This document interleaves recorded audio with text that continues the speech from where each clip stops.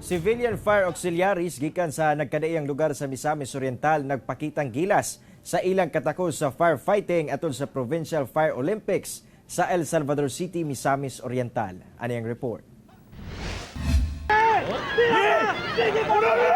Okay. Tag of war is between Tag of war, hose repair, hose relay ug firefighting. Kini ang pipila sa mga aktibidad nga gihimo sa mga civilian fire auxiliaries gikan sa nagkadaiyang lugar sa Misamis Oriental atol sa Fire Olympics sa El Salvador City, Misamis Oriental.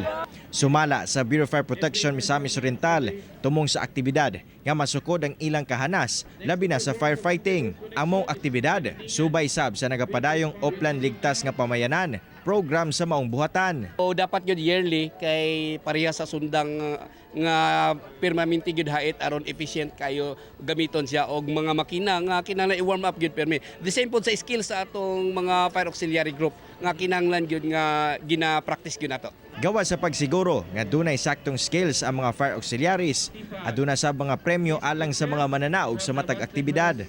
Pasalig sa BFP nga magpadayon pa ang ilang mga programa sa komunidad, labi pa nga dakong tabang ang mga auxiliaries sa pagresponde sa mga insidente sama sa sunog. O sa katong OLP, nagtabang sila sa ato sa pag-remind sa ilang constituents nga mahimong fire safety conscious. So base ni ana dako kay nagtabang nga magpunhod ang paghitabo sa sunog o mga emerhensiya sa tibuok probinsya. Padayon sab ang panawagan og pahimangno sa BFP ngadto sa publiko nga magdoble amping gayod labi na karong holiday season aron malikay sa insidente sa sunog.